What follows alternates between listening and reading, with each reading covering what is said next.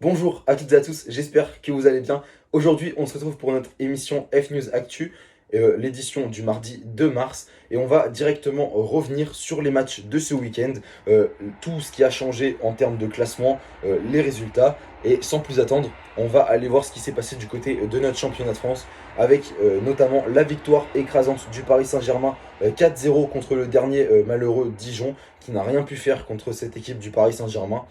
Autre match important, c'est le match de Lille. Parce que voilà, Lille a fait un partout contre Strasbourg. Et ce match nul a permis au Paris Saint-Germain de revenir à un point des Lillois. Donc voilà, ça relance vraiment la course au titre encore une fois. Même si en France, depuis le début presque, rien n'est joué entre les 4 premiers. Parce que maintenant, Monaco vient jouer le titre également, hein. Ils sont à un point du troisième. Donc tout est encore jouable. L'Olympique lyonnais, troisième, donc, qui a perdu des points en faisant un partout contre l'Olympique de Marseille, et donc l'AS Monaco qui s'est imposé 2-0 contre le Stade Brestois, qui revient donc à un point des Lyonnais. Voilà donc pour ce championnat de France. On retrouve donc Lille en première position toujours, mais qui a perdu son avance, donc attention. Le Paris Saint-Germain deuxième, l'Olympique lyonnais troisième, et donc l'AS Monaco quatrième. Donc voilà, c'était vraiment un week-end assez intéressant en France. On va voir maintenant ce qui s'est passé en Angleterre, avec, pour commencer, encore une victoire de Manchester City.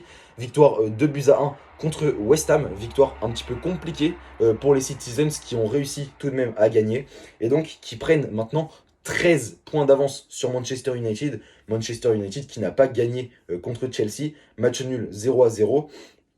C'était un petit peu même la polémique dans ce week-end de Première Ligue, parce que voilà, chaque week-end il y a une polémique autour de la VAR en Première Ligue, et donc ce week-end c'était un petit peu ce match-là qui a fait polémique, parce que voilà, est-ce qu'il y avait penalty, est-ce qu'il n'y avait pas penalty sur la main de Callum Hudson-Odoi. Voilà, les supporters de Manchester United diront que oui, il y avait penalty, les supporters de Chelsea à l'inverse diront que bien évidemment il n'y avait pas penalty. Donc voilà, évidemment, ça va causer polémique parce que Manchester United n'a pas gagné, et c'est un fait de jeu qui aurait pu les faire gagner. Voilà. Autre match important, celui de Liverpool qui gagne 2-0 contre Sheffield.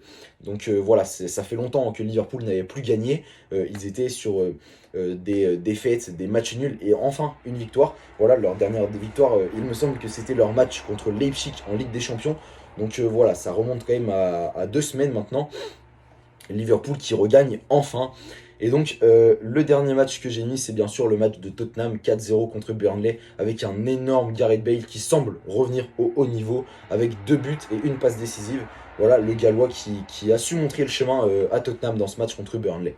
Et donc, au niveau du classement, on retrouve Manchester City en première position, suivi de 13 points maintenant par Manchester United, avec Leicester en troisième position, West Ham en quatrième position, et on retrouve Chelsea en cinquième position et Liverpool en sixième position. Voilà, donc on voit bien que Liverpool a baissé dans le classement sur cette année 2021. Ils ont vraiment enchaîné les mauvais résultats.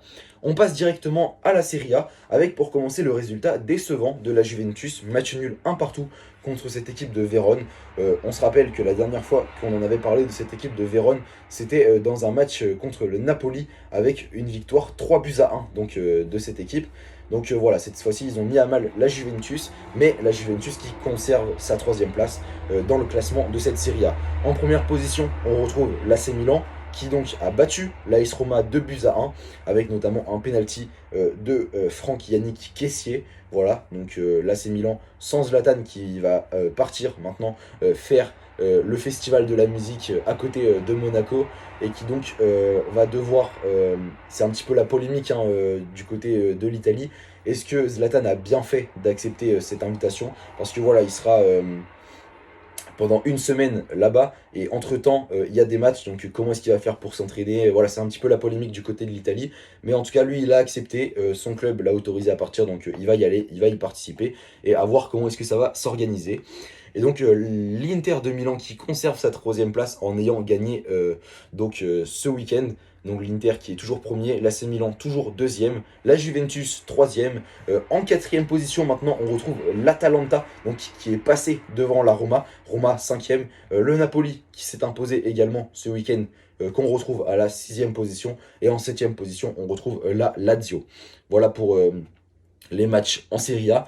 On passe directement à l'Espagne avec très peu de rencontres vraiment passionnantes ce week-end en Liga, si ce n'est le gros choc entre bien sûr le FC Barcelone et le FC Séville, deux équipes qui s'affronteront également demain soir. Donc en Coupe du Roi, victoire 2-0 de Séville à l'aller. Cette fois-ci, c'est Barcelone qui s'est imposé 2-0 et ça compte presque plus que le match de Coupe du Roi pour le FC Barcelone parce que voilà, grâce à ce match, ils sont toujours deuxième derrière l'Atlético, à 5 points maintenant de l'Atlético, à égalité avec le Real Madrid. Real Madrid qui a fait un partout contre la Real Sociedad, c'était lundi soir. Donc voilà, avec un but de Vinicius Junior, le Real Madrid qui a longtemps été mené dans ce match, mais qui a su gagner, donc qui a su faire match nul, pardon, et égaliser par l'intermédiaire de Vinicius. Et donc l'Atlético qui prend 3 points de plus en gagnant ce match contre Villarreal, victoire 2-0 de l'Atlético. C'était un match vraiment important parce que si l'Atlético ne gagnait pas, le FC Barcelone, avec sa victoire, revenait à seulement 2 points de l'Atlético. Donc voilà, il fallait vraiment qu'il gagne pour espérer, pourquoi pas, continuer à être leader et donc pourquoi pas prétendre au titre. Parce que pour l'instant, l'Atlético qui avait 10 points et 2 matchs de retard, maintenant ils n'ont plus qu'un match de retard et 5 points d'avance. Donc voilà, ça va être compliqué de maintenir la cadence pour l'Atlético. À savoir qu'ils ont également un match de Ligue des Champions contre Chelsea qui va revenir. Chelsea qui les avait battus à l'aller, on s'en rappelle. Donc à voir comment est-ce que ça va se passer sur le match retour. Mais en tout cas, voilà pour les matchs vraiment importants de cette Liga. On passe désormais à la Bundesliga avec, pour commencer, l'énorme carton du Bayern de Munich qu'on voyait un petit peu s'affaiblir ces dernières semaines et qui là, en l'espace d'une semaine, avec notamment leur victoire en Ligue des Champions contre la Lazio, victoire 4-1, et donc cette fois-ci, la victoire contre Cologne, victoire 5-1. Donc le Bayern nous montre que lorsqu'on les voit s'affaiblir un petit peu, ils sont là et ils répondent présent. Donc voilà, le Bayern qui montre encore une fois que c'est une énorme équipe. Et donc du côté de Dortmund, ça gagne également. Leur victoire contre Séville les avait peut-être un petit peu remontés dans la tête, le moral en tout cas. Et donc cette fois-ci, victoire 3-0 contre Bielefeld. Donc voilà, c'était une victoire importante encore une fois pour Dortmund. Et donc en tout cas, le match, vraiment le très gros match, c'était Leipzig contre le Borussia Mönchengladbach. Victoire 3-2 de Leipzig qui a fait une énorme remontée. Ils étaient menés 2-0 et ils ont réussi à inverser la tendance et à gagner ce match. Donc voilà, victoire très importante de Leipzig qui leur permet de maintenir toujours cette deuxième place. Bien sûr, pour compléter le haut du tableau, on retrouve Wolfsburg, on retrouve Francfort, on retrouve le Bayer Leverkusen, on retrouve Dortmund maintenant qui est venu se hisser dans le haut, et le Borussia Mönchengladbach, eux qui sont à la 9e place. Donc voilà, ils sont bien descendus, le Borussia Mönchengladbach. Et donc voilà donc pour les gros résultats de cette semaine. On va directement maintenant parler des matchs qui sont à venir cette semaine, et donc notamment en Ligue 1 avec la 28e journée de Ligue 1, le match entre l'Olympique Lyonnais et le Stade Rennais qui donc va devoir trouver un nouvel entraîneur après la démission de Julien Stéphan. Match très important des deux côtés, hein, bien sûr, entre l'Olympique Lyonnais qui doit reprendre l'avance qu'ils ont perdu sur l'AS Monaco et le Stade Rennais qui est un petit peu dans le mal en ce moment et qui doit vraiment remonter. Le match aussi entre Bordeaux et le Paris Saint-Germain. Le gros choc de ce week-end, c'est bien sûr le LOSC qui joue contre l'Olympique de Marseille. J'ai dit ce week-end, pardon, c'est cette semaine. Hein. Donc le LOSC contre l'Olympique de Marseille. À voir si le LOSC va peut-être perdre sa première place avec un gros match des Marseillais, pourquoi pas. Ou est-ce que le LOSC va confirmer et va gagner contre l'Olympique de Marseille. Et donc l'AS Monaco qui peut, pourquoi pas, revenir sur l'Olympique Lyonnais, les dépasser en cas de mauvais résultat des Lyonnais avec leur match contre Strasbourg, donc pour l'AS Monaco. Du côté de l'Espagne, le match, donc je vous en ai parlé, de Coupe du Roi entre le FC Barcelone et le FC Séville. Le FC Barcelone qui doit s'imposer au moins par 2 buts d'écart pour espérer, pourquoi pas, gagner. En tout cas, 2-0, ce serait une prolongation. Après, il faudrait que Barcelone s'impose avec 3 buts d'écart pour gagner directement le match. Donc voilà, en tout cas ça va être compliqué, surtout que le FC Barcelone qui a perdu Pedri sur blessure contre Séville donc ce week-end, à voir comment est-ce que ça va se passer. En tout cas peut-être que Riqui Puig va prendre sa place au milieu de terrain. Du côté de l'Angleterre, également un match de championnat cette semaine avec notamment Manchester City contre Wolverhampton ou encore Manchester United qui se déplace à Crystal Palace. Voilà donc les deux équipes de Manchester. Et le gros choc, bien sûr, ce sera Liverpool-Chelsea.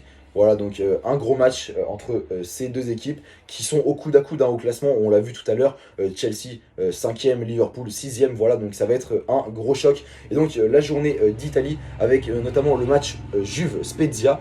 Match intéressant parce que voilà, on le sait, Spezia, on l'a vu semaine après semaine, Spezia qui met en difficulté les grosses équipes, pardon, avec notamment leur victoire 2-0 contre l'AC Milan, on s'en souvient, et quand ils avaient mis à mal l'AS Roma lors de 2 matchs consécutifs. Donc voilà, attention du côté de la Juventus. Le match entre l'AC Milan et Udinese, le match entre Fiorentina et la Roma, Sassuolo, Naples ou encore Parme, Inter. Voilà l'ensemble des matchs de Serie A les plus importants à suivre cette semaine. Donc mercredi et jeudi pour Parme, Inter. Voilà, donc en tout cas, j'espère que ça vous a plu. D'ici là, nous, on se retrouve donc vendredi. D'ici là, essayez de rester informés, de vous tenir au courant. Et moi, je vous souhaite une bonne journée.